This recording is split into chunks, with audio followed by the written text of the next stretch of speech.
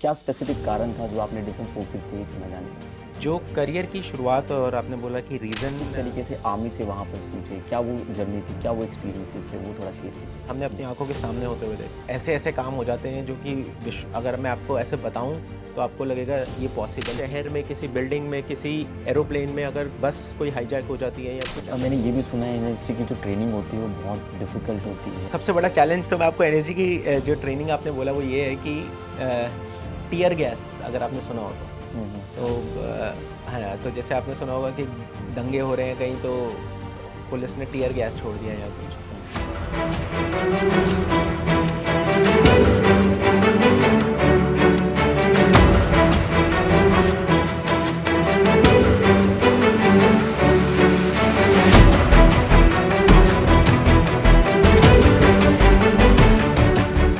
फ़ेहरिस्त लंबी है वतन पर मर मिटने वालों की, कुर्बान होने को तैयार लाखों और भी हैं। इसी कोट के साथ मैं सैम आप सभी का स्वागत करता हूं सपनों की उड़ान के इस पहले एपिसोड में। और आज आप लोगों को एक ऐसी शख्सियत से मिलाने वाला हूं जो अदम्य साहस, पराक्रम, शौर्य का दूसरा नाम है। वो लाखों बच्चों के बीच में शौर्य का एक जीता जागता उदाहरण है। तो स्वागत करते हैं मेजर अनुकूल मेहता का। Welcome to our show sir. Thank you so much Sam. मैं आपसे जानना चाहूँगा, हमारी ऑडियंस को अपने बारे में प्लीज़ बताइए। मैं दिल्ली में पला बड़ा हूँ एंड मैंने अपनी स्कूलिंग दिल्ली से ही करी है।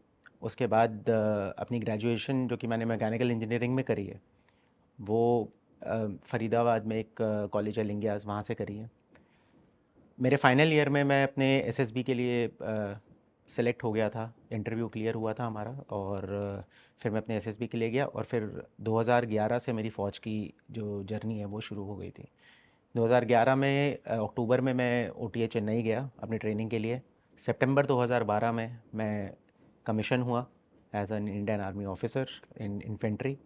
मैं नागा रेजिमेंट से हूँ और उसके बाद फिर फ़ौज ने के साथ ही बस ऑलमोस्ट पूरा इंडिया घूमा हूँ मैं ओके। अलग अलग पोस्टिंग्स में। वैसे मैं मेरा बैकग्राउंड पंजाबी है, मैं एक पंजाबी फैमिली से बिलोंग करता हूँ और पेरेंट्स भी मेरे जो फादर हैं वो दिल्ली में ही सेटल हुए हुए हैं। ओके। सो नागा रेजिमेंट का जो क्या कुछ ऐसा ऑडियंस जानना चाहिए, नागा रेजिमेंट जो होता है बेसिकली, तो उसके लिए क्या? तो बेसिकली क्या हुआ कि नागा रेजिमेंट जब रेज़ हुई थी तो इंडियन आर्मी में एक क्लॉज होता है कि आपके अपने 5 बटालियंस होने चाहिए अपना रेजिमेंटल सेंटर के लिए। तो जब नागा रेजिमेंट 70s में जब रेज़ हुई थी, फर्स्ट नागा जो बोलते हैं हम, अभी 3 ही बटालियंस हैं नागा की, फर्स्ट, सेकंड और हम मैं थर्ड से बिलोंग करता हूँ। ओके।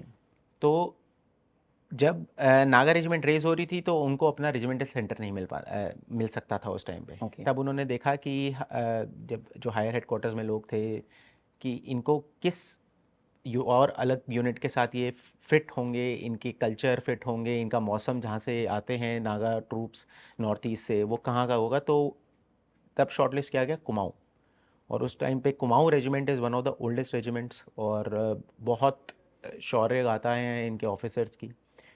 और एंड फिर नागा रेजिमेंट को कुमाऊँ रेजिमेंट के अंडर उनका रेजिमेंटल सेंटर सेम है और हमें Kumaon and Naga regimental centre बोलते हैं। तो थोड़ा सा बैकग्राउंड ये है, ट्रूप्स हमारे पूरे नॉर्थ ईस्ट के हैं। अब 50% नॉर्थ ईस्ट और 50% ऑल इंडिया ऑल कास्ट का जो रूल है वो लागू हो गया था जब हमारी यूनिट रेज हुई थी 2009 में।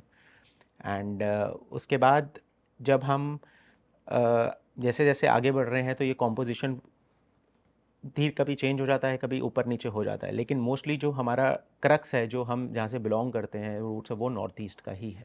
ओके। नागालैंड, मणिपुर, असम के भी कुछ लोग हैं, मिज़ोरम वगैरह के, तो जो भी हमारी 7 सिस्टर्स हैं वहाँ पे सबके ट्रूप्स वहाँ से आते ओके। हैं। सो मेजर अनुकूल, मेरा एक सवाल और था। आपने अपने करियर की शुरुआत कैसे की?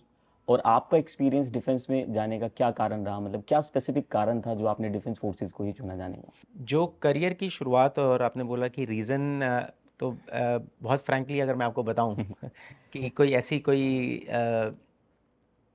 फ़िल्मी स्टोरी नहीं है। बहुत नॉर्मल एक लड़के की कहानी है जो कि अपने कॉलेज में था। हाँ, ये था ज़रूर कि जो इतने भी मेरे से पहले मेरे फ्रेंड सर्कल में या मेरे कोर्समेट्स जितने भी एसएसबी के लिए गए अपने थर्ड ईयर में या फाइनल ईयर में, वो सेलेक्ट नहीं हुए थे।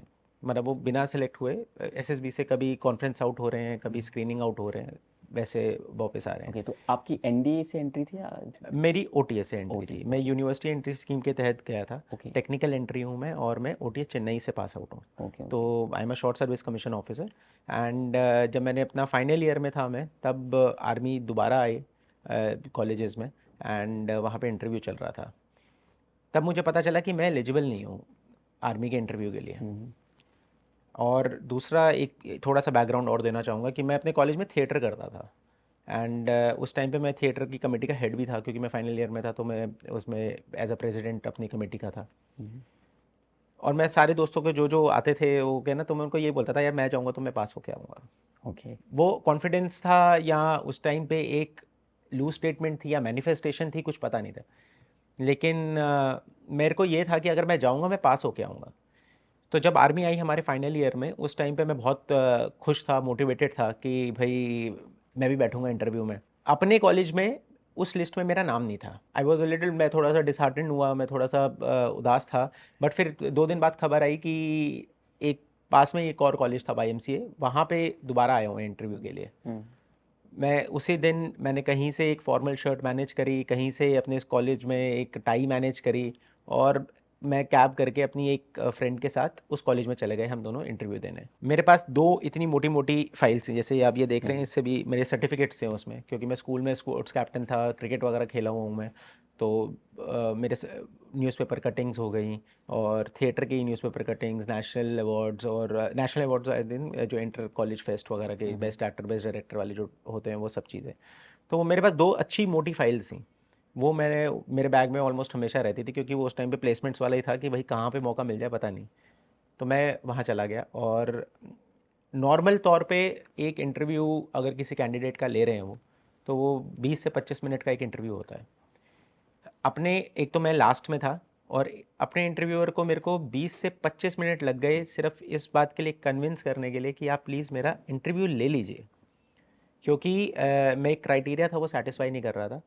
मेरी एक 6 सेमेस्टर में बैक थी, ओके एंड उसमें यह था कि ऑल क्लियर होना चाहिए आपको तभी आएंगे, एंड वो रिजल्ट पेंडिंग था। तो मैंने उनको बहुत तर्क दिए, बहुत वितर्क दिए, ये भी बोला कि जिनका आप इंटरव्यू ले रहे हो, क्या पता उनकी फाइनल ईयर में सप्ली आ जाएगी, फिर आप क्या कर, मतलब फिर मतलब वो भी एलिजिबल नहीं रहेंगे। बहुत समझाया मैंने। बट उन 20-25 मिनट के दौरान जब वो मना करते रहे, मेरे में ये हिम्मत नहीं हुई कि मैं उनको थैंक यू बोलूँ और अपनी फ़ाइल उठा के चला जाऊँ। मेरे में अंदर से उतना करेज ही नहीं आ पाया, या आप बोलिए कि मैं बस अपनी मैं ना चेयर पे स्टिक, बस ग्लू की तरह बस बैठ गया था उस टाइम, बुत की तरह, कि ओके आप मेरा इंटरव्यू ले लीजिए। फिर फाइनली वो माने 20-25 मिनट बाद कि ठीक है, मैं तुमसे सवाल पूछता हूँ कुछ। उन्होंने कुछ सवाल पूछे। लकीली वही मेरे डोमेन के, स्पोर्ट्स के, जनरल नॉलेज के सवाल थे, तो उनके मैंने सबके आंसर दिए उनको। और कुछ दिनों बाद मेरे को पास एसएसबी का वो लेटर आ गया था। ओके तो ये मेरी जो आपने पूछा कि कहाँ से शुरुआत हुई, तो ऐसे शुरुआत हुई कि मैं अपनी चेयर से उठ नहीं पाया। ओके, तो एसएसबी का क्या एक्सपीरियंस रहा इसके लिए? आपने कोई कोचिंग ली या फिर सेल्फ जो है खुद से किया, क्योंकि ये बहुत बड़ा सवाल है। हाँ जी, तो क्या हुआ कि जब मेरा ये एसएसबी का लेटर आया, तो मुझे ऑलमोस्ट 20 दिन का गैप मिला था बस। एंड उस टाइम पे मैं किसी कोचिंग के लिए मैंने काफ़ी पता किया, बट मेरे को पूरा जो ड्यूरेशन था उस टाइम पे 14 दिन की शायद कोचिंग होती थी वो उस टाइम। बट वो ड्यूरेशन पास बैच मतलब निकल गया था आधा। तो मैं 7 दिन के लिए गया था एक कोचिंग सेंटर, जहाँ पे एक नोनी थे, तो उन्होंने मेरे को गाइड किया। 7 दिन में सब कुछ समझा मैं उनसे कि क्या होता है, कैसे टास्क होते हैं, एंड ऑल दोज थिंग्स। तो मैं बस वही प्रिपरेशन थी मेरी। उसके बाद जब मैं वहाँ गया एसएसबी में, तो वो 5 दिन का सफ़र बहुत अच्छा था। मैंने अपना, मैं आप मानिए 100 नहीं 200% दिया होगा। और मुझे आज तक याद है कि मेरी मदर का 3rd डे कॉल आया था, और उन्होंने मेरे से पूछा कि कैसा चल रहा है एंड ऑल। तो मैंने बोला कि अच्छा चल रहा है, बट अगर मैं सेलेक्ट नहीं हुआ तो मैं शायद दोबारा नहीं आऊँगा इस एसएसबी देने अब। क्योंकि मैं बहुत इमोशनल भी हो गया था उस टाइम पे, और मैं अपना, होता ना कि आप यंग होते हो, अपने आप को प्रूव कर रहे होते हो, और उस माहौल में होते हो। बिल्कुल। तो मैं बहुत दिलो जान से उस चीज़ के लिए मेहनत कर रहा था तब। एंड लकीली भगवान की बहुत बहुत शुक्र था कि मैं आगे जाके मेरा सिलेक्शन भी हुआ फाइनल, और अपने फर्स्ट एसएसबी में मैंने अपना वो क्लियर किया, एंड फिर मैं एकेडमी चला गया। ओके, तो मेरा एक सवाल यहाँ पर ये है कि काफ़ी बच्चों का ये सवाल रहता है, जनरली स्टूडेंट भी पूछते हैं कि एसएसबी के लिए कोचिंग ज़रूरी है या नहीं है, इंग्लिश का कितना इंपॉर्टेंस है, इंग्लिश आना ज़रूरी है नहीं है, क्योंकि बहुत सारे स्टूडेंट्स ऐसे हैं जो कहीं ना कहीं रिमोट एरिया से बिलोंग करते हैं, जिनका वो स्कूलिंग नहीं होता, वो कम्युनिकेशन इतना अच्छा नहीं होता, तो क्या वो कहीं ना कहीं रोल प्ले करता है या नहीं करता है, ये मैं आपसे जानना चाहूँगा। बहुत अच्छा सवाल है सैम। मैं मतलब आई वुड रियली अप्रिशिएट कि ये बहुत अच्छा सवाल है आपका, क्योंकि इन चीज़ों पे ना काफ़ी लोग ध्यान नहीं देते हैं। कुछ लोग होते हैं जो बिल्कुल ही कोचिंग के भरोसे होते हैं, और कुछ लोग होते हैं जो सिर्फ अपने भरोसे होते हैं। तो यहाँ ना आपको एक बैलेंस बना के चलना है। मुझे ऐसा लगा कि वो 7 दिन की कोचिंग जो मैंने करी उससे मुझे हेल्प ज़रूर मिली, एक एक्सपोजर मिला। मतलब ये एग्ज़ाम्पल मैं कई बार दे चुका हूँ कि आप एग्ज़ाम देने जा रहे हैं और आपको सिलेबस ही नहीं पता, कि मुझे सिलेबस ही नहीं पता मैं किस चीज़ का एग्ज़ाम देने जा रहा हूँ, या उसमें कौन सा चैप्टर आने वाला है, या कैसे सवाल आने वाले हैं। तो मेरा पास होना मतलब होता है ना कि 99% शायद मैं पास नहीं होऊंगा, मुझे ये बोलना नहीं चाहिए।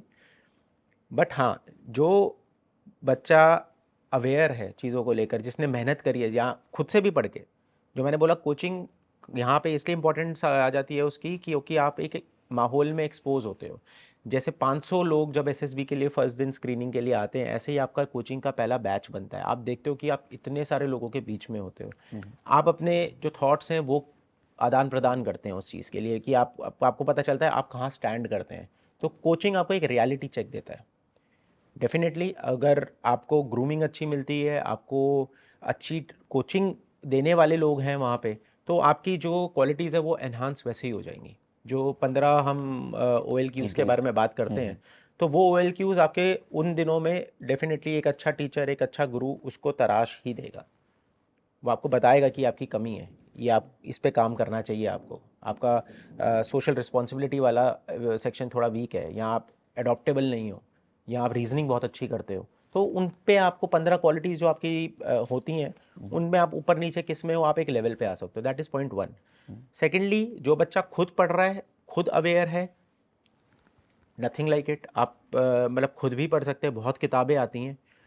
बट मैं ये बोलूँगा कि हाँ, डेफिनेटली आपको एक गाइडेंस के तौर पे किसी कोचिंग सेंटर को, या किसी ना कोचिंग सेंटर छोड़ दीजिए, कोई किसी ना किसी से गाइडेंस ले लेनी चाहिए, ताकि वो आपको एक सही राह दिखा सके।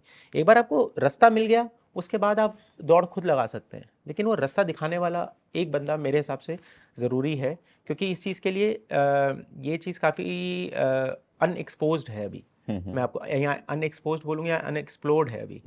यूट्यूब पे इसका ज़्यादा कंटेंट मिलेगा नहीं आपको, अगर कोई जो मिलेगा भी वो भी बहुत बेसिक मिलेगा, पेड है, उसमें आप ऑलमोस्ट पेड मिलते हैं। एग्जैक्टली। क्योंकि जनरली स्टूडेंट्स का ये भी सवाल रहता है कि एसएसबी को हिंदी में दे सकते हैं क्या, हाँ, इंग्लिश, ये बहुत सारे सवाल हैं स्टूडेंट्स के। मैं देखिए, जब भी आप अपना आंसर दे रहे हैं, आप अपने एसएसबी में गए और इंटरव्यूअर को आप आंसर दे रहे हैं, तो आप ट्राई कीजिए बीच में थोड़ा बहुत एफर्ट डालने का, कि हाँ मैं बीच में बोल रहा हूँ, 2-3 शब्द आपने बोल दिए, लेकिन आए तो बहुत एडेड एडवांटेज है। फॉर एग्जांपल, अगर जैसे अभी मैं बोल रहा हूँ, बीच बीच में फॉर एग्जांपल बोल रहा हूँ, एक आध इंग्लिश के वर्ड्स यूज़ कर रहा हूँ, तो आपको लगेगा कि हाँ ये आदमी पुट इन मार रहा है, थोड़ा सा एफर्ट कर रहा है, तो आपका एफर्ट दिखता है उसमें। और इंग्लिश सीखना बुरी बात नहीं है, मैं तो ये बोलूँगा। अगर आप जा रहे हो किसी लेवल प्लेइंग ग्राउंड में, जा रहे हो किसी के साथ, तो अभी हम थोड़ी देर पहले सैनिक स्कूल का एग्जाम्पल डिस्कस कर रहे थे। बिल्कुल। तो अगर आप किसी ऐसे बंदे से compete करने जा रहे हो जो कि शुरू से इंग्लिश का पढ़ाया है वो, एंड अपनी चीज़ें ढंग से कम्युनिकेट कर रहा है, तो इट्स बेटर कि आप भी थोड़ा सा इक्विप होके जाइए। मेहनत तो देखिए थोड़ी बहुत करनी पड़ेगी, ऐसा नहीं है कि हिंदी में आप देंगे, लेकिन अगर बीच में इंग्लिश के 2-3 शब्द या 2-3 लाइनें बोल पाओगे, वो एक एडेड एडवांटेज है, और वो आगे फ्यूचर में आपको बहुत काम करेगा। बिल्कुल, क्योंकि हमारे जो ऑडियंस है, हमारे जो बच्चे हैं, उनमें एक सबसे बड़ा ये है कि पीपीडीटी हिंदी में लिख सकते हैं क्या, हिंदी में इंटरव्यू दे सकते हैं क्या, बहुत बड़ा सवाल ये रहता था बच्चों का। देखिए, अब मैं ये बहुत आपका बहुत बहुत उम्दा सवाल है। आप कहीं भी देखिएगा, कहीं भी देखिएगा, मतलब इंडिया में हम हिंदी के साथ सरवाइव कर सकते हैं। जैसे एक एग्जांपल लेते हैं कि चाइनीज़ तो भाई चाइनीज़ ही बोलते हैं, जर्मन तो भाई अपनी कंट्री में जर्मन ही बोलते हैं, लेकिन भाई जब वो बाहर आते हैं, वो इंटरनेशनल माहौल में जब एक्सपोजर होता है उनका, तो तब तो उनको अंग्रेजी की ज़रूरत पड़ती है ना। बिल्कुल। English is a universal language, आपको उसमें कम्युनिकेट करना ही मतलब होता है ना, पता होना चाहिए। And this is for you. कल को आप एज एन ऑफिसर कमीशन हो गए, आप किसी जॉइंट एक्सरसाइज के लिए चले गए, जैसे अब हमारा यूनिट गया था रशिया में, गया था वो अपना जॉइंट एक्सरसाइज में। ऐसे ही बहुत यूनिट फॉरेन मिलिट्रीज़ के साथ एक्सरसाइज करते रहते हैं। तो आप कम्युनिकेट कैसे करोगे उसके साथ? आप बोलें कि मैं तो इंडियन आर्मी से हूँ, मैं तो हिंदी बोलूँगा, ठीक है आप हिंदी हाँ, बोलिए, लेकिन ठीक। वो सामने से जब अमेरिकन आर्मी वाला आपसे कम्युनिकेट कर रहा होगा, तब आपके साथ एक इंटरप्रेटर खड़ा होगा, वहाँ पे आप डिपेंडेंट हो जाते हैं। तो इसमें मतलब मेरे को नहीं लगता कोई हर्ज है कि अगर एक लड़का इतनी मेहनत कर रहा है, तो क्या नाम है, कुछ इंग्लिश धीरे धीरे धीरे करके सीखें। और मुश्किल नहीं है, मुझे ऐसा लगता है। नहीं, आप बिल्कुल। डेली बेसिस पे सुनते रहेंगे, डेली बेसिस पे गाने सुनते रहेंगे या मूवी भी देखते रहेंगे, तो आजकल तो वैसे ही इंग्लिश इतना ज़्यादा कॉमन हो गया है कि हमारी हिंदी भी प्योर नहीं बोलता कोई, उसमें बिल्कुल, भी बिल्कुल। वो आ जाता है। तो इंग्लिश सीखना इज़ मेरे हिसाब से definitely a very very very big advantage. बिल्कुल। तो जैसे कि मैंने सुना आप एनएसजी का भी पार्ट रहे हैं, एज ए इंस्ट्रक्टर आपने जो है सर्विस किया हो, तो हाँ उसका जी। एक्सपीरियंस जानना चाहूँगा कि आप किस तरीके से आर्मी से वहाँ पर स्विच हुए, क्या वो जर्नी थी, क्या वो एक्सपीरियंसेस थे, वो थोड़ा शेयर कीजिएगा। हाँ जी, तो ये लगभग 2019 की बात है। तो 2019 अक्टूबर में मैं अपने एनएसजी प्रोबेशन के लिए गया। उससे पहले मैं पोस्टेड था अरुणाचल प्रदेश में, हाई ऑल्टीट्यूड अराउंड 16,500-17,000 फीट पे। तो इतने जो हाई ऑल्टीट्यूड होता है वहाँ पे आप फिजिकल एक्टिविटी ज़्यादा कुछ कर नहीं पाते हैं, तो आपकी बॉडी वैसे ही अंदर से वीक हो जाती हम्म। है। नॉर्मल एक्सरसाइज आप कर सकते हैं, लेकिन रनिंग हो गया और जो आपकी ब्रीदिंग थोड़ी सी चेंज हो जाती है, आपकी बॉडी का मेटाबॉलिज्म चेंज हो जाता है। फिजिकली आप अंदर से बहुत चीज़ें ऐसी होती हैं जो आपको लगेगा मैं वीक हो रहा हूँ एंड ऑल। तो एनएसजी का क्या था, तो जब मैं अक्टूबर 2019 में मुझे एनएसजी का आया, वहाँ पे भी जैसे ऑफिसर्स भी अपना वॉलंटरी फॉर्म भरते हैं, और वॉलंटरी फॉर्म भरने के बाद आपको कॉल आता है कि ठीक है, ये ऑफिसर्स, मतलब आप लगा लीजिए अराउंड 500 ऑफिसर ने अगर फॉर्म भरा होगा तो सिर्फ 25 से 30 ऑफिसर्स को कॉल आएगा। तो उसमें मैं शॉर्टलिस्ट हुआ, मुझे कॉल आया मैंने जी के लिए, फिर मैं दिल्ली गया। मैं 15 से 20 दिन का छुट्टी लेके गया था उस टाइम पे। तो मैंने दिल्ली में ही अपने घर पे ही थोड़ा बहुत रनिंग वगैरह करना स्टार्ट किया। एंड आप लगा लीजिए वहाँ जो मिनिमम उस टाइम पे क्राइटेरिया था वो था कि पीटी होता है 2.4 kilometre run without any weight, वो आपको पास करनी होती है। कितने मिनट में? ये होता है था उस टाइम पे, हमारे टाइम पे 10.5 मिनट आई सपोज। 10.5 मिनट में आपने वो पास करना है। और चिनअप आपने लगाने हैं 4, और अलग अलग टेस्ट होते हैं, आपने वर्टिकल रोप, हॉरिजॉन्टल रोप वेट के साथ वो करना है। फायरिंग टेस्ट होगा आपका वहाँ पे, वो करना है। ये प्रोबेशन का फर्स्ट, जैसे हम फर्स्ट राउंड एसएसबी जैसे बोल स्क्रीनिंग रहे हैं कहते ना, हैं, हाँ हाँ। जी, जैसे एसएसबी की स्क्रीनिंग है, वैसे ये एनर्जी प्रोबेशन का स्क्रीनिंग है। और पहले हफ्ते में ही आपको आप लगा लीजिए अट्रिशन रेट उसका काफ़ी अच्छा है, अच्छा ओके। खासा है, काफ़ी लोग निकलते हैं उसमें पहले 10 उसमें। तो मुझे, मेरा पहला लक्ष्य था कि मैं वो स्क्रीनिंग सर्वाइव कर लूँ। मैं अपने आप को सिर्फ उसी लिए ही प्रिपेयर कर रहा था कि भाई मेरे 5 चिनअप हो जाए, और मेरे जो रन है वो 10 मिनट में हो जाए। इससे ज़्यादा फिर मैं धीरे धीरे करके ट्रेनिंग में मैं कर लूँगा, क्योंकि थोड़ा सा मेरे को, मेरे एक दो कोर्समेट्स थे जो पहले से ही वहाँ पे थे एनएसजी में, तो उनसे मैंने वो होता है ना, एक डाउनलोड ले लिया था ऑलरेडी, कि मेरे को आप बता दीजिए कि कैसा होता है। तो उन्होंने बताया कि, तो आई वॉज़ वेरी क्लियर, मैं अपना 1 स्टेप एट ए टाइम के हिसाब से ही चल रहा था। 3 महीने का प्रोबेशन होता है, अलग अलग टाइप की ट्रेनिंग्स होती हैं वहाँ पे। आप मतलब फायरिंग, आप जो भी जितने भी वेपन्स होते हैं वहाँ पे, काफ़ी अलग अलग प्रकार के वेपन से हम फायर करते हैं वैसे। और प्रोबेशन में जो होता है मोस्टली हम जो इंसास है उससे ही हम यूज़ टू होते हैं, बट वहाँ पे MP5 करके एक वेपन होता है, उस पर फायर करते हैं हम। देन देयर इज़ नेक्स्ट आपका आ जाता है, फिज़िकल टेस्ट आ जाते हैं। तो रन्स होते हैं वहाँ पे, 5 kilometre runs, 10 kilometre run, 20-30 kilometre runs. Then आपका आ जाता है जो बैटल ऑब्स्टिकल कोर्स, इंडिया में सबसे मुश्किल बोलते हैं कि एनएसजी का बैटल ऑब्स्टिकल कोर्स सबसे मुश्किल है। इसमें क्या मतलब? उसमें 26 ऑब्स्टिकल्स होते हैं, और there is a very stringent time line also, मतलब टाइम भी उसका काफ़ी कम रहता है, 10 से 11 मिनट के बीच में आपको वो करना होता है पूरा। और बीच बीच में मतलब आप कोई ब्रेक नहीं मतलब ब्रेक तो वैसे ही नहीं ले सकते हैं, लेकिन आप स्लो नहीं हो सकते हैं। जहाँ स्लो हुए आपका टाइम, आप टाइम फेल हो जाएंगे। अगर आपने सारे ऑब्स्टिकल कर भी लिए और टाइम पे नहीं पहुँचे, आप फेल हैं। ये इन वन गो होते हैं? हाँ जी, हाँ जी, इन वन गो। आपका स्टार्ट पॉइंट होगा, 4 लोग एक साथ स्टार्ट करेंगे, 26 ऑब्स्टिकल करेंगे, और उसके बाद ऐसे ही फिर हर 2-2 मिनट में 4-4 लोग निकलते रहते हैं। तो ये 26 ऑब्स्टिकल होते हैं। फिर वहाँ पे मेंटल आपका रोबस्टनेस चेक करने के लिए, आपका साइकोलॉजी टेस्ट करने के लिए अलग अलग टेस्ट होते हैं। आपके रिटन टेस्ट होंगे, आपको बोलेंगे कि बुक रिव्यूज़ लिखिए। आपके जो लेक्चर्स होते हैं उनके अलग, आपका रिटन टेस्ट अलग होगा। आपके फायरिंग टेस्ट डे नाइट के अलग होंगे, अलग अलग वेपन से। आपका उसके बाद हम आ जाते हैं बैटल ऑब्स्टिकल मैंने बताया। फिर आपके रेगुलर सेशंस में जैसे रॉक क्लाइंबिंग हो गया और जो अलग अलग स्किल्स की जो प्रैक्टिस होती है, चार्जेस लगाना और डेमोलिशंस के, वो सब चलता रहता है। सुबह पीटी तो है ही। तो ये सारा पूरा रूटीन जो होता है, दिन आप लगा लीजिए आपका सुबह 5 बजे स्टार्ट या 4:30 बजे स्टार्ट हो जाएगा और उसके बाद वो नीचे आते आते आते आपका दिन कब ख़त्म हो रहा है वो नहीं पता आपको। तो इसके बीच में भी एक मोमेंटम वीक आता है। उस मोमेंटम वीक में एक सप्ताह का होता है, एक हफ्ते का होता है वो। तो फर्स्ट डे आपको उठा दिया जाएगा 4 बजे, बोलेंगे 5 बजे आप यहाँ पे एक this is a specified point, आप यहाँ पे आके रिपोर्ट करिए। आप 5 बजे जाएंगे और आपको रात को भेजा जाएगा 2 बजे वापस। अगले दिन आपको 4:30 बुला लिया जाएगा और भेजा जाएगा अगले फिर 2:30 बजे वापस भेजा जाएगा। फिर आपको 4 बजे बुला लिया जाएगा और फिर 3:30 बजे। आप देख रहे हैं वो ड्यूरेशन ऐसे कम होती रहती है। फिर 3 दिन होते हैं ऐसे, 72 घंटे ऐसे होते हैं आप बिना नींद के होते हैं। तो ये मोमेंटम वीक होता है। इसमें लोग ये लगातार चलते हैं। ये लगातार 1 हफ्ता लगातार चलेगा। And this is in your अब इसमें एग्ज़ाम्स भी होते हैं। जैसे फर्स्ट एक अभी चेंज हो गया हो तो मुझे पता नहीं, लेकिन जब मेरे मेरे टाइम पे था, पहले स्क्रीनिंग होता था, फिर एक तरह से फ़ेज़ 1 होता था, फिर फ़ेज़ 2 होता था। ये फ़ेज़ 1 और फ़ेज़ 2 के एग्जैक्टली बीच में आता था कि आप, और यहाँ पे मेंटल रोबस्टनेस लोगों की बहुत चेक होती थी। नींद में चलते रहते थे आप, अगर उनको हल्का सा भी एक मतलब वो उनका एक एंगल, एक डिग्री भी चेंज हो गया तो वो कहीं और ही मिलेंगे। पूरी फौज कहीं और जा रही है, वो अकेला आदमी कहीं और जा रहा है, कोई पेड़ से टकरा रहा है, कोई कहीं सोता हुआ मिलेगा आपको, कोई कहीं। तो ये सब चीज़ें चलती रहती हैं। रूम इंटरवेंशन जो एनएसजी का सबसे बड़ा जो बोलते हैं इंपॉर्टेंट ड्रिल है उसकी, और जो सबसे बड़ा काम है रूम इंटरवेंशन करना, एंटी हाईजैकिंग, इनके बारे में सिखाया जाता है। इसमें भी मैंने सुना है सर, एनएसजी के भी मतलब इसकी वो है पार्ट है कुछ। हाँ जी, जैसे मैं जब अब ये मैं आपको ट्रेनिंग का बता रहा था पूरा, कि जब आप ट्रेनिंग करते हैं तो उसके बाद ट्रेनिंग जब आपको कंप्लीट हो जाती है तो आपको चॉइस दी जाती है कि आप कहाँ जाना चाहते हो। आप अपनी 2 चॉइसेस भर देते हैं और आपकी मेरिट और वैकेंसी अगर मिल जाती है तो आपको वो मिल जाता है।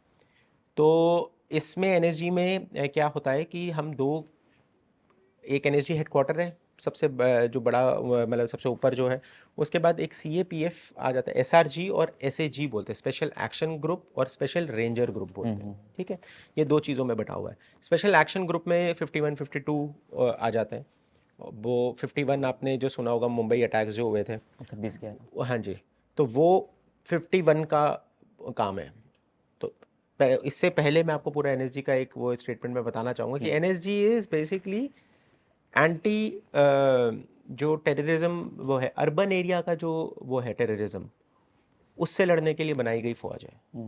मतलब इसमें अगर किसी शहर में, किसी बिल्डिंग में, किसी एरोप्लेन में अगर बस कोई हाईजैक हो जाती है या कुछ भी आतंकवादी का वो गतिविधियां होती हैं, उसका सबसे पहला रिस्पोंडेंट इज एनएसजी। बाकी जो आर्मी है, बाकी पैराज हैं, जो स्पेशल फोर्सेस हैं, वो सब अपने अपने एरियाज़ में अलग ऑपरेट कर रहे हैं, उनके अलग टास्क हैं। लेकिन अगर कुछ अंदर होता है तो वो एनएसजी उसमें, that's why it is part of home ministry.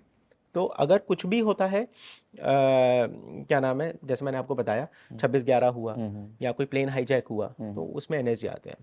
अब मैं आता हूँ जहाँ मैं पहले था, एसएजी और एसआरजी। तो एसएजी में मैंने आपको बताया 51 52 है। 51 इज़ लाइक कि कहीं भी कोई भी आतंकवादी, कोई होटल हाईजैक हो जाता है, कोई बस हाईजैक हो जाती है, कुछ होता है, तो उसमें 51 और उनके अलग अलग हब्स हैं, वो रिएक्ट करेंगे। 52 is specialised anti air hijacking जो बोलते हैं। अगर कोई एरोप्लेन हाईजैक हो गया इंडिया में, तो वो होल सोल जिम्मेदार और ठेकेदार हैं उसके, कि वही सबसे पहले जाएंगे, क्योंकि दे आर स्पेशलाइज्ड। वो स्पेशलाइज्ड बंदे हैं जो कि आपके, जिनको प्लेन के, एक एरोप्लेन के बारे में, हर टाइप के एरोप्लेन के बारे में सब कुछ पता है, एंड टू एंड।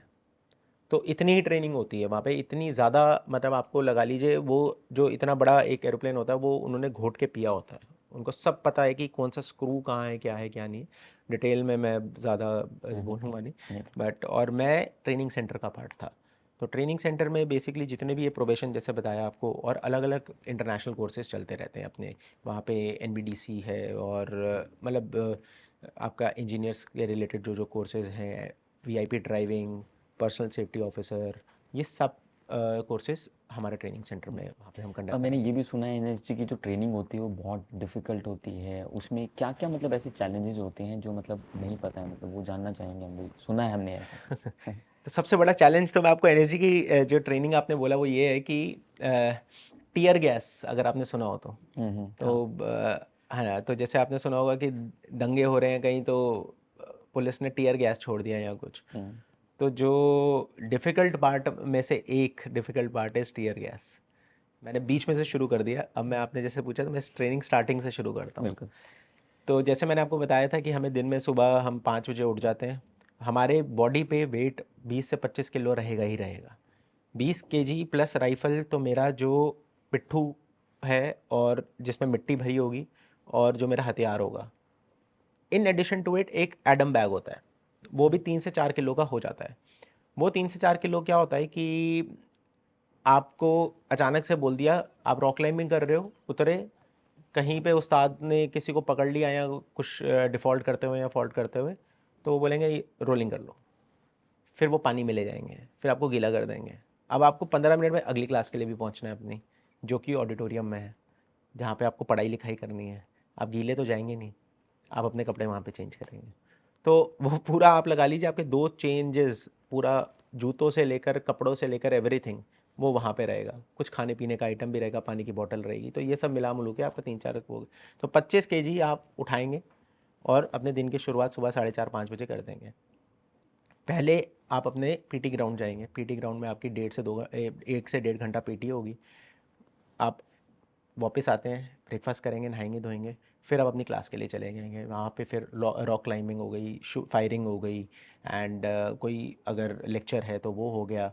उसके बाद आपका इवनिंग हो जाएगा। इवनिंग में आप वापस आएंगे, बस थोड़ी देर आपको चेंज करने का टाइम मिलेंगे, दोबारा से फिर आपका नाइट का कार्यक्रम शुरू हो जाता है। जैसे ही रात हुई नाइट फायरिंग होगी, आपका रात में ये सब ड्रिल्स, नेविगेशन होगा, आपको नाइट नेविगेशन करनी होगी, या कुछ आपका रात को लेक्चर्स होंगे, या आपका वहाँ पे जो ब्रीफिंग्स वगैरह होती हैं आप उसकी प्रैक्टिस कर रहे होगे। तो पूरा दिन का यही है, मतलब इसमें आपके टेस्ट भी आ जाएंगे, इसमें आपके हर प्रकार की ब्रीफिंग्स, इंटरव्यूज़ और वो सब चीज़ें भी शेड्यूल होंगी। तो ये पूरे दिन का आ जाता है। जहाँ आपने बताया कि डिफ़िकल्ट, जैसे कि मैंने बताया 3 महीने का प्रोसेस है ये। अगर आपको कोई बोले कि या 2 हफ्ते आपने ये रूटीन करना है तो आप जोश टाइप कर भी लोगे। 3 महीने का ये जो 90 दिन हो जाते हैं उसमें आपका मेंटल रोबस्टनेस भी चेक हो जाती है। बहुत लोग इसलिए भी एनएसजी अपने गेट 3 के बाद छोड़ जाते हैं, फेज़ 2 के बाद, क्यों? उनको लगता है यार इतना लंबा मैं कैसे झेलूंगा। बहुत अच्छा कर रहे होते हैं वो, सब कुछ सारे टेस्ट पास हो रहे होते हैं, लेकिन फिर भी वो एक जो मेंटली वीक हो जाते हैं वहाँ पे, बस वो भी चेक होता है उधर। फिर मैंने आपको बताया टीयर गैस, तो मतलब वो ऐसी चीज़ है जो आपको 3-4 सेकंड में परमात्मा के दर्शन करा देती है। तो उसको जब दिया जाता था तो उससे पहले आपको अच्छे से रगड़ा मिलेगा, मतलब आपके सारे जो स्वेट पोर्स हैं वो खुल जाएंगे, आपको हर जगह से पसीना आएगा। और तब जब वो धुआं आपकी बॉडी को लगता है तो आप लगा लीजिए कि अ, उसका जो वर्णन है, मैंने जैसे बताया आपको, 3-4 सेकंड में परमात्मा के दर्शन हो जाते हैं। और वो अंदर चली गई तो फिर आप अंदर से भी पूरा आपका जितना जुकाम होगा वो सब ठीक हो जाएगा। इतना आप खांसेंगे, इतना आप अंदर से आपसे पानी निकलेगा। तो ये पनिशमेंट्स बीच बीच में चलती रहती हैं, बट ये सारी चीज़ें आपका मेंटली कितने टफ हैं आप। फौज में देखिए, सिर्फ और सिर्फ हर जगह पे जाके आपका जो मेंटल टफनेस है वो ही काम आएगा, और वो ही टेस्ट किया जाता है हर जगह। जो आदमी मेंटली फिट है फौज में, वो कहीं भी कुछ भी सहन कर सकता है, जिसमें वो झेलने की शक्ति है, जिसमें उस चीज़ से लड़ने की शक्ति है। फिर वो फिज़िकली भी करेगा, उसके पैर में फ्रैक्चर होगा वो फिर भी भागेगा, क्योंकि वो मेंटली फिट है। बिल्कुल। आपने बहुत बार सुना होगा ऐसे कि नहीं, मैंने हमारे, एक मूवी भी देखी थी, कोई नाम था उनका थी, डॉक्टर ने उनको बोला था कि आप कभी चल नहीं पाओगे, हाँ जी, हाँ तो जी, उनके इंस्ट्रक्टर ने उनको इतना बेटर तरीके से वो चीज़ें किया कि वो जो डॉक्टर ने मना किया था वो उन्होंने चलना शुरू कर दिया। मुझे एग्जैक्टली एग्जैक्टली मुझे मूवी ये का मेरे नाम, ख्याल से चंदू चैंपियन की भी यही कहानी है। हाँ कुछ कुछ उसी हाँ की जी, है, हाँ और जी, मुझे वो स्टोरी याद नहीं, पर मेरे को, मैं बहुत इंस्पायर हुआ कि ऐसा भी हो सकता है क्या। बिल्कुल। और बिल्कुल होता है, हमने अपनी आंखों के सामने होते हुए देखा है हम्म। कि लोग ऐसे ऐसे काम हो जाते हैं जो कि विश्व, अगर मैं आपको ऐसे बताऊं तो आपको लगेगा ये पॉसिबल ही नहीं है। हम्म। तो बिल्कुल, मतलब आप मेंटली टफ हैं, आपको अपना गोल पता है क्या है, तो फिर सब मेरे ख्याल से वो सारे टास्क हो सकते हैं। मेरा एक और सवाल था, एनएसजी के उसमें यूनिट में रहते हुए कोई ऐसा ऑपरेशंस, कोई ऐसी बैटल जो आपने फेस किया हो, जो चैलेंज देखा हो कि भाई ये बहुत डिफिकल्ट टाइम था जब मैं वहाँ पर था, कुछ ऐसा एक्सपीरियंस हम जानना चाहेंगे। देखिए एनएसजी में एक्चुअली क्या है कि जो ऑपरेशंस हैं उसमें मैं इतना मुझे एक्सपोजर नहीं था, प्लस उस टाइम पे जब मैं वहाँ था तो कोविड चल रहा था, तो काफ़ी चीज़ें हर जगह काफ़ी शांत थी। हम जॉइंट एक्सरसाइजेज वगैरह के लिए जाते थे, तो ऑपरेशन एज पर उन मेरे टेन्योर के दौरान वहाँ पे हमें मौका जॉइंट नहीं मिला। एक्सरसाइज थोड़ा सा। मैं आपको छोटा सा एग्जांपल देता हूँ, जैसे मैंने आपको बताया कोर्स होता है एक वीआईपी ड्राइविंग का। तो आप देखते होंगे कि जब एक पूरा कैस्केड चलता है वीआईपी का, तो उनकी एक मेन कार होती है, आगे पीछे दो स्काउट्स होंगे, फिर एक रिजर्व कार होगी एंड एक गाइड होंगे, पायलट होंगे। तो हम वो एक्सरसाइजेज जब कंडक्ट कराते थे, उस चीज़ में बहुत एड्रेनलिन रश आता है, क्योंकि आपने देखा होगा जैसे आप सीधा सीधा चल रहे हैं और फिर एकदम से गाड़ी रिवर्स हो रही है, उसको हम रिवर्स 180 बोलते हैं कि आगे ब्लास्ट हो गया। हम सिनेरियोस क्रिएट करते हैं, बेसिकली एक वीआईपी का कैस्केड चल रहा है फॉर एग्जांपल, और आगे फर्स्ट गाड़ी के सामने बॉम्ब ब्लास्ट हो गया, तो कैसे पूरी गाड़ियाँ मुड़ेंगी वो विजुअली। जब आप अगर इमेजिन करें कि एक पहले एक गाड़ी फिर पीछे होगी फिर दूसरी होगी, तो आपस में ठोक वो पांचों गाड़ियाँ एक साथ पीछे होंगी, पांचों गाड़ियाँ एक साथ टर्न लेंगी और पांचों गाड़ियाँ अपना रूट चेंज करके वापस निकल जाएंगे विदाउट मतलब any hassle, without any problems radio पे कि नहीं नहीं अभी तू पीछे ले, अभी तू पीछे ले। वो सब ड्रिल सेट है। वो कोर्स हम इंटरनेशनली भी कंडक्ट कराते हैं, वहाँ से बाहर की आर्मीज़ और वीआईपी के जो कंटीजेंट्स होते हैं वो भी आते हैं, वो इंडिया में आके सीखते हैं ये चीज़। पीएसओ बोलते हैं हम, पर्सनल सिक्योरिटी ऑफिसर, जैसे आपने सुना होगा एनएसजी इज़ गिविंग जो सिक्योरिटी कवर भी देती हैं वीआईपीज़ को, वीवीआईपीज़ को, तो उसकी प्रैक्टिस होती है। वो कैसे कि 3 सेकंड में आप कैसे बंद अपनी राइफल निकाल के उसको फायर भी करना है आपने, इसकी ड्रिल कैसी होगी, 3 सेकंड में निकाल के आपको 5 राउंड उस टाइम ड्यूरेशन में कैसे फायर करोगे, आप निकालोगे बंद करोगे and all those things, weapon handling आपकी। तो जो ट्रेनिंग पर से जो एनएसजी का जो स्टैंडर्ड है बहुत ऊपर है। मतलब दे आई से कि चाहे वो कोई भी यूनिट हो, they are very very, their main focus is on training. मतलब वो ट्रेनिंग ट्रेनिंग ट्रेनिंग, एनएसजी का ब्रेड एंड बटर ही ट्रेनिंग है, क्योंकि उनको पता है एक मौका ही मिलेगा। और एनएसजी ऑपरेशंस अगर आप देखेंगे तो वो ऐसी ऐसी जगह पे होते हैं जहाँ पे सिविलियंस बहुत सारे होते हैं। आप एग्जैक्टली। है ना 26/11 का, 26/11 का वो देखा तो एग्जैक्टली मेरे ताज हिसाब में। से मेरे को ऐसा लग रहा है कि मुझे जो जब पर्सनली मैं जानूँ तो इससे पहले मुझे पता ही नहीं था कोई एनएसजी भी होता है, तो अच्छा, वहाँ पर जब वो चीज़ें देखी तो पता चला कि एनएसजी। पूरी और अब तो दुनिया उसके को। बाद जो है काफ़ी मूवीज़ भी है, तो उससे बहुत ज़्यादा अवेयरनेस भी एग्जैक्टली बढ़ी है। आजकल तो बहुत मूवीज़, अभी एक आई थिंक एक लेटेस्ट भी है, बट आप वहाँ देखिए कि एनएसजी का जो मेन जो रिस्पॉन्सिबिलिटी आ जाती है बहुत ज़्यादा, क्योंकि आपको सिविलियंस, आप जंगल में, आपको पता है टेररिस्ट है तो वहाँ पे 2 टेररिस्ट ही हैं वहाँ पे, आप कितना ही फायर कर लो, राइट। आपको पता है कि वहाँ अगला आदमी कोई नहीं मिलेगा, मेरे को सिविलियन नहीं मिलेगा। जहाँ सिविलियन इन्वॉल्व हो जाते हैं या जहाँ पे एक जो मासूम लोग बोल सकते हैं हम, वो हो जाते हैं जिनको जो दे आर अनअवेयर ऑफ कि क्या होने वाला है आगे, वहाँ मुश्किल हो जाती हैं चीज़ें। और ये एनएसजी यहाँ पे डील करता है। They have to be very socially responsible also. आप 26/11 में देखिए ना कि वहाँ पे आई थिंक कितना 750-800 रूम्स हैं उस होटल के, अंदर जाके वो बस ऐसे बड़ा आसान होता कि एक एक कमरा खोल के 5 टीमें लगाते, एक एक कमरा खोलते और सब में बम फेंक देते, 3-3, है ना, 3 ग्रेनेड्स हर रूम में फेंक देते। अब आप देखिए अगर उसमें कोई वो होता तो, सिविलियन। सिविलियन होता तो कितनी कैजुअलिटीज़ होती। तो यहाँ पे काम मुश्किल हो जाता है। और तो इसमें थोड़ा सा जो रिस्पॉन्सिबिलिटी आती है, या और जब आप और आगे जाएं तो एक फ़ौजी की रिस्पॉन्सिबिलिटी, क्योंकि मेरा मानना ये है कि जब अगर मैं आज यूनिफॉर्म पहन के चला जाऊँ ना, तो इंडिया में क्या, वर्ल्ड की बात कर रहा हूँ मैं, तो 80% लोगों को ये नहीं पता होगा कि लेफ्टिनेंट कौन है और कर्नल कौन है। अभी भी गांव में अगर कोई बंदा कमीशन होता है तो वो कहते हैं कि आपकी रैंक क्या है। ये मेरे फादर इन लॉ के साथ हुआ है, वो बताते हैं। तो वो गए, उनकी प्रमोशन हुई, कैप्टन से मेजर बन गए, तो वो कहते तू कुछ भी बन जा, हमारे लिए तू कैप्टन ही है। आप समझ रहे हो मतलब वो, तो हम अगर कोई लेफ्टिनेंट भी होगा उसको सीधा कर्नल बना देते हैं। इसका मतलब क्या है? इसका मतलब ये है कि जब आपने वो यूनिफॉर्म पहनी है ना, चाहे आप सिपाही हो चाहे आप जनरल साहब हो, आपकी रिस्पॉन्सिबिलिटी और लीडरशिप, आप ऑलरेडी एक लीडर हैं, वो आपको एज ए लीडर ही देख रहे हैं। आप समझ रहे हैं पॉइंट? आपको एज ए लीडर ही वो मतलब समझेंगे कि ये हमारा, अब चाहे वो आपसे एज में बड़ा भी क्यों ना हो, लेकिन वो आप जब वो यूनिफॉर्म पहन लेते हैं आपकी रिस्पॉन्सिबिलिटी बहुत बड़ी, आप कद में बहुत बड़े हो जाते हैं। यहाँ पे रिस्पॉन्सिबिलिटी आती है, यहाँ पे उस यूनिफॉर्म का महत्व आता है कि हम बोलते हैं ना यूनिफॉर्म पहन के हम बदल जाते हैं, हम नहीं बदलते, लोगों के नज़रिया और लोगों की जो एक एक्सपेक्टेशन है वो बदल जाती है हमसे। इंसान तो वही रहेगा ना, बिल्कुल। बस वही है। एक सवाल और स्टूडेंट्स का रहता है कि एसपीजी और में एनएसजी में क्या कौन सी जो है बेटर है, तो ये सवाल भी स्टूडेंट का रहता है, तो थोड़ा सा इस पे मैं गौर डालना चाहूँगा देखिए आपका। दोनों अपनी अपनी जगह बहुत वो होते हैं ना उम्दा ऑर्गेनाइजेशन हैं, दोनों बहुत अपनी अपनी जगह पे। एसपीजी का अपना अलग टास्क है, एनएसजी का अपना अलग टास्क है। एसपीजी में अब ये एक है कि अगर आप आर्मी में चले गए तो फिर आप एसपीजी में नहीं जा पाएंगे। एसपीजी में क्योंकि एक बहुत चुनिंदा फोर्सेस के ही लोग जाते हैं, हम्म, एनएसजी में आर्मी वाले जा सकते हैं। हम्म, तो आप इसमें देर इज़ नो पैरेलल, मतलब एसपीजी का अपना अलग टास्क है, वो अलग टाइप की सिक्योरिटी, अलग टाइप के टास्क वो कर रहे हैं, उनका बहुत ही सेंसिटिव टास्क होते हैं, स्पेसिफिक टास्क होते हैं। एनएसजी के भी अपने अलग, तो अगर मैं देखूं कि जैसे मैंने आपको बताया anti hijacking, urban area operations, वो अपना अलग है, लेकिन उनका अलग एक डोमेन है।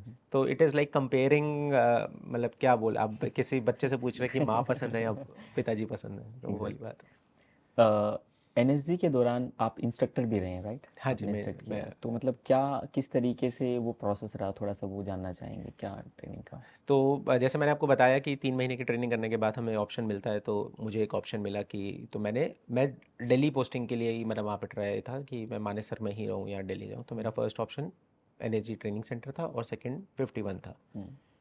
कि मैं, क्योंकि मेरा घर, मैंने आपको बताया मैं दिल्ली से ही बिलोंग करता हूँ, तो था कि ठीक है घर वालों के साथ भी हो जाएगा, कि फ़ौज में होम पोस्टिंग मिलना बहुत ही मुश्किल हो जाता है।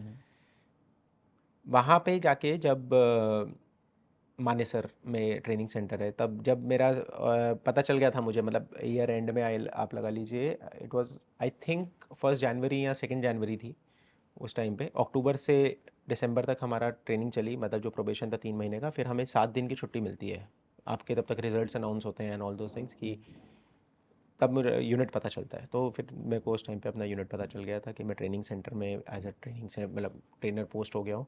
बहुत खुशी हुई थी उस टाइम पे। सबसे पहली बात तो जब एक सपना होता है कि आप शुरू से ना, कि जब आप जाते हैं एनएसजी में पहला कदम लगते हैं, तो आपको आपके लाइफ का पर्सपेक्टिव चेंज हो जाता है। क्यों? क्योंकि आप ना हमेशा से वो कॉम्बैट और ग्रीन कलर की ड्रेस में ही आप यूज टू होते हैं। 7-8 साल आपने वही देखी है फौज कि सब कॉम्बैट्स में ही है। अचानक से आप जाएंगे और देखेंगे कि सब कुछ, सारे लोग काला कपड़ा पहन के घूम रहे हैं, ब्लैक कैट्स बोलते हैं उसको। और वो बहुत ही मतलब होता है ना कि आप पहले दिन से इतना मोटिवेट, आपको गूज़बम्प्स आ गए। मैं अपने आप को बताऊं, मैं जब पहली बार एंटर किया तो मुझे गूज़बम्प्स आ गए, एवरीबडी वाज इन ब्लैक। और वो चीज़ देख के ये था कि यार ये काली डांगरी तो अब तो चाहिए, कि मुझे ये चीज़ का ना अब उसके लिए बहुत मोटिवेटेड था। फिर धीरे धीरे करके जब ट्रेनिंग होती थी, फिर हम अपने इंस्ट्रक्टर से मिले, तो उनके, आप देखते हैं बॉडी पूरी, मतलब उनकी जो यूनिफॉर्म होती है पूरी डेकोरेटेड होती है, राइट? तो आपको क्यूरियोसिटी रहती है कि ये किस लिए होगा, ये मेडल किस लिए लगाया हुआ है, ये बैच किस लिए होता है, ये किस लिए होता है। तो जो ट्रेनिंग सेंटर का जो बैच था वो बहुत अट्रैक्टिव था। मैं आपको बहुत तो वहाँ पे एक था कि यार, एंड उसका ना एक अलग रुतबा है ट्रेनर का, डेफिनेटली गुरु का, आपको आपको पता ही बिल्कुल है, बिल्कुल बिल्कुल। आपके आप जिस फील्ड में, इससे बेटर कोई जान नहीं सकता कि गुरु का एक सच। कितना बड़ा महत्व और कितना ओहदा होता है।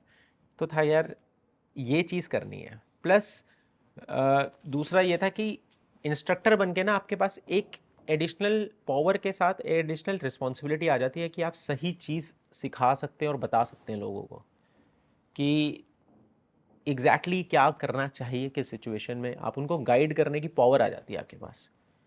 आप टास्क खुद तो कर ही रहे हैं, लेकिन आप जब दूसरे को करवा रहे हैं तो उसको कम से कम एक सही राह दिखा सकते हैं।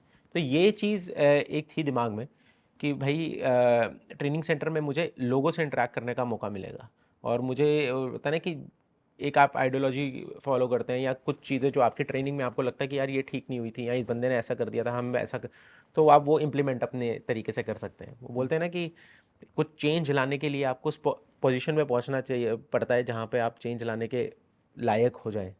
तो वो इसलिए ट्रेनिंग सेंटर में ये बहुत स्पेशल चीज़ थी कि एक तो यूनिफॉर्म थी उनकी, प्लस जो इंस्ट्रक्टर का बैच था, एंड जो एक एडिशनल रिस्पॉन्सिबिलिटी थी, वो बहुत मतलब मैं मेरे को बहुत अच्छा लगा उस चीज़ के लिए।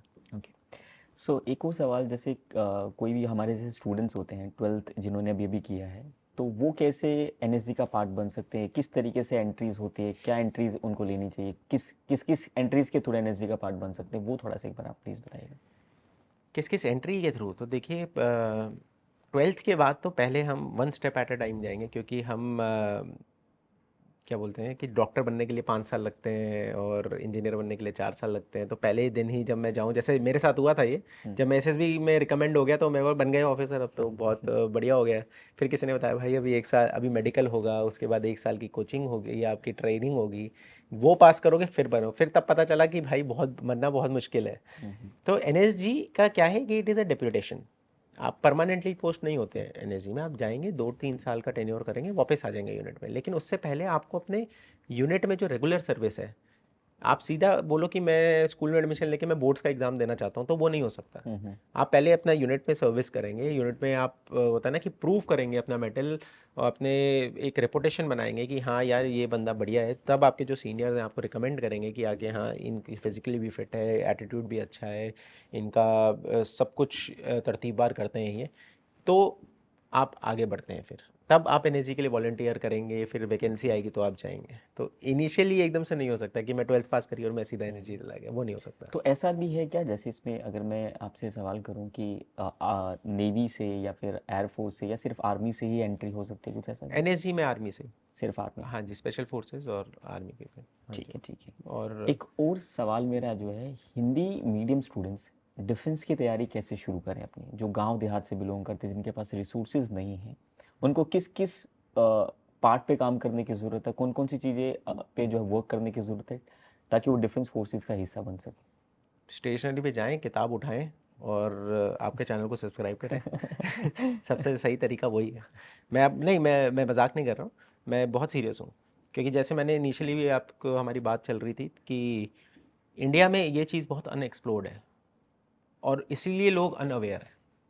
हमें लगता है ये बहुत बड़ी चीज़ है, जो कि है भी, क्योंकि एजुकेशन सही प्लेटफॉर्म पे मिलना और सही चीज़ की जानकारी मिलना वो मुश्किल हो जाता है।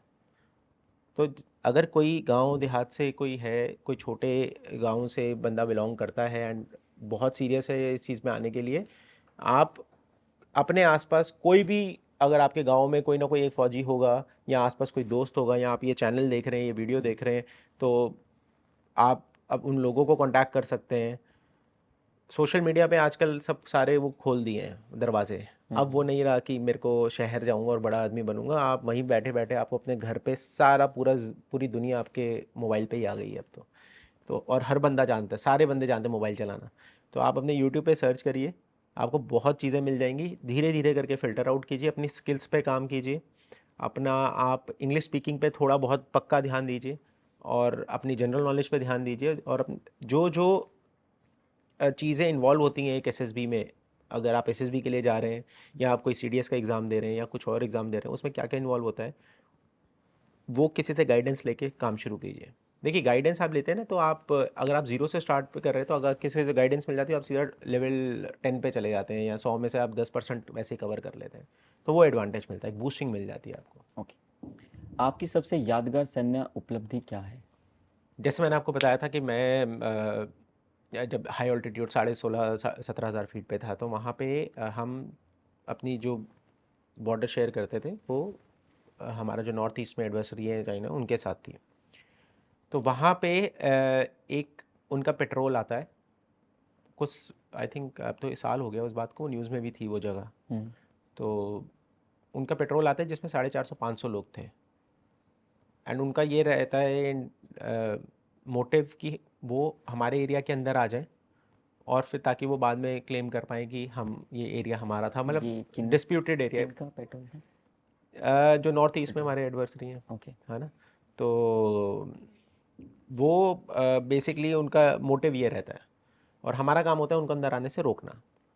और हम यहाँ पे ऐसा नहीं है कि जो वेस्टर्न बॉर्डर्स पे की गोलियाँ चल रही हैं एलएसी पे, एलओसी पे एंड ऑल दोस थिंग्स, तो यहाँ पे आप कुछ नहीं कर सकते, वायलेंट मेथड्स नहीं यूज़ कर सकते। आपको टैप करना है उनको और ह्यूमन चेन बना के रोकना है। वहाँ सुबह 4:30 बज रहे थे हमारे, एंड हमें पता चला कि इतने लोग आ रहे हैं। तो उस टाइम पे आप जब गुत्तम गुत्ते की लड़ाई में होते हैं ना, तो एक आदमी मैक्सिमम 2 लोगों को रो सकता है। फॉर एग्जांपल अगर मैं बोलूँ कि सैम, मैं और क्या नाम है एक और, हम यहाँ से वहाँ जाएंगे, तो आप मैक्सिमम यही कर सकते हैं कि 2 बंदों को रोक लिया आपने, अगर आप में बहुत ज़्यादा जान है तो अगर वो 500 है तो हमें यहाँ पे 500 आदमी खड़ा करना पड़ेगा उनको रोकने के लिए। और हम ऐसी जगहों पे थे कि हमें वहाँ तक आने में थोड़ा टाइम लग जाता। तो मैं वहाँ पे एज अ सेक्टर कमांडर था। वो फोर्सेस मोबिलाइज करना, वहाँ पे नेगोशिएट करना उनके साथ, उनको बिल्कुल धरे का धरा वहीं पे अंदर ना आने देना, अपना टास्क बखूबी करना अपना जो था। और होता ना उसमें सारे बंदों की जो ताकत थी, हर बंदे ने जो कमिटमेंट थी कि नहीं आने दूंगा किसी को भी अंदर, वो मतलब बहुत ही बेहतरीन थी। वो मिशन और वो ऑपरेशन मेरा जो था वो सबसे ज़्यादा मेरे लिए यादगार था। इतने हाई उस पे, एंड इतने ज़्यादा लोगों को हमने रोका। बिल्कुल बिल्कुल। आपकी नज़र में एक अच्छे सैन्य अधिकारी की क्या क्या विशेषताएं होनी चाहिए? देखिए, सबसे पहले ना उसको अच्छा इंसान होना चाहिए। एक एम्पैथी बोलते हैं, empathy is a word, right. उसको वो सबसे पहले तो वो एम्पैथेटिक जो होता है वो होना चाहिए वो बंदा। फिर he should be courageous, morally right होना चाहिए वो। मॉरली राइट होने के लिए आपको करेज की बहुत ज़रूरत पड़ती है। सही को सही, गलत को गलत, तो ठीक है, ब्लैक एंड वाइट बोलना भी आसान है, लेकिन अपना काम भी करा लिया और दूसरे को मतलब होता है ना बुरा भी नहीं लगाया, वो मेन चीज़ होती है। दूसरों के बारे में अगर मैं सोच सकूँ, अगर मेरे को फॉर एग्जांपल किसी से भाई को छुट्टी भेजना है, एज अ कंपनी कमांडर वो मेरे पास आया, आरआर में ऑपरेशन चल रहे हैं, और ये असली बात बता रहा हूँ मैं आपको, ऑपरेशन चल रहे हैं हमारे वहाँ पे कश्मीर में, और छुट्टी बंद है सबकी, लेकिन एक सिपाही है जिसके घर में इमरजेंसी है, उसको जाना ही है, उसकी वाइफ बीमार है, सीओ साहब ने बोला कि छुट्टी नहीं जाएगा कोई भी। एज अ कंपनी कमांडर आप कैसे कन्विंस करते हो उसको, अपने सीनियर को, कि सर इसका जाना ज़रूरी है, वहाँ पे आ जाता है। अगर मैं एम्पैथेटिक या मैं सिर्फ अपने बारे में सोचूँ कि नहीं भाई सीओ ने मना किया हुआ है, सीओ साहब ने छुट्टी के लिए मना किया हुआ है, मैं तो नहीं जाने का, नहीं जाएगा तो छुट्टी, यहीं बैठ, जो करना है कर ले, क्या करेगा बेचारा परेशान होकर, है ना। घर पे इतना कुछ चल रहा है, वो ज़माने तो है नहीं कि चिट्ठियाँ लिख रहे हैं हम, अब फ़ोन पे भी या वीडियो कॉल भी कर रहे हो, सब कुछ कर रहे हो। अब वो उनको बुलाया जा रहा है, वो जा नहीं पा रहा है, उसके लिए इंपॉर्टेंट होगा तभी तो आया वो मेरे पास। तो अब मेरी ड्यूटी बनती है मैं कैसे दोनों पार्टीज़ को सेटिस्फाई कर सकूं, है ना। सीईओ को भी बता सकूं सर नहीं मेरा काम नहीं रुकेगा, इसको जाने देते हैं, और इस भाई को भी बोलूं ठीक है यार आज नहीं तू कल चला जाइए। एकदम सब तूने बोला, तू बैग टांग के आ गया मेरे पास, मैं आज तो तेरे को नहीं निकाल सकता ना, तेरे को भी पता क्या चल रहा है, तो थोड़ा सब्र आप भी करो, थोड़ा सब्र। तो यहाँ पे जो एक सैन्य अधिकारी है, बैलेंस बनाना बहुत इंपॉर्टेंट हो जाता है उनके लिए, क्योंकि उनको अकेला खुद के लिए नहीं देखना है कि लीडर क्या है। लीडर, हम लीडरशिप की बात करते हैं, लीडर्स की बात करते हैं, लीडर अकेले के लिए काम नहीं करता है। मैं अपने अकेले के लिए काम नहीं कर रहा हूँ।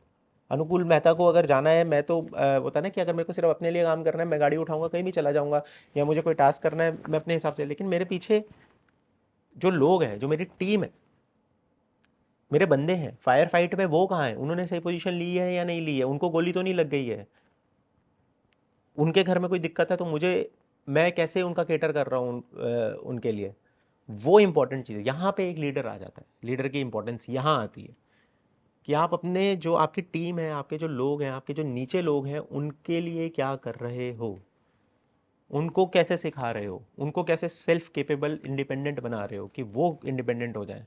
अगर वो अपना टास्क इंडिपेंडेंटली करने लग गए, ठीक करने लग गए, तो मुझे फिर कोई ज़रूरत ही नहीं है। फॉर एग्जांपल अगर हम यहाँ बैठे हैं आज की डेट में, सैम भी बोले कि भाई मैं कैमरा भी ऑपरेट करूँगा, माइक भी ऑपरेट करूँगा, वीडियो भी मैं ही रिकॉर्ड करूँगा, इंटरव्यू भी मैं ही लूँगा, पॉसिबल? नॉट पॉसिबल ना। आपने अपनी एक टीम बनाई है, आपने लोग तैयार करे हैं, आपने लोगों को बताया है आपने कि भाई तुम्हारा टास्क ये है, और वो टास्क में अगर वो गलत कर रहा है तो आपकी ड्यूटी है फिर उनको ठीक करने की।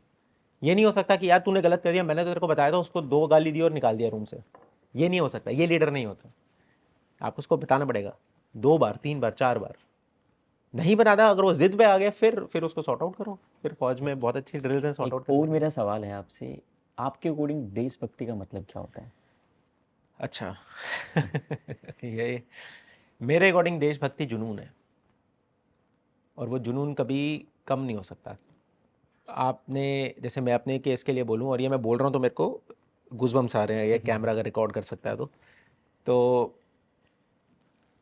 जो एक जुनून है ना आपके अंदर, वो शुरू से ही रहता है। मेरे को आज तक याद है कि आपने जैसे सबसे पहला सवाल पूछा था, आप कैसे आए फौज में आने के लिए। आपको नेशनल एंथम जब भी होती थी स्कूल में, तो हमेशा ऐसे ही ना एक गूज़बम्स आ जाते थे उस टाइम पे। तब मैं रिलेट नहीं, पता नहीं ऐसे करता था कि पता नहीं क्या ये क्यों हो रहा है मेरे, ऐसा क्यों होता है, क्यों होता है। फिर मैंने अपने दोस्तों से बात करी घर पे, तो मैंने देखा कि सबको होता है।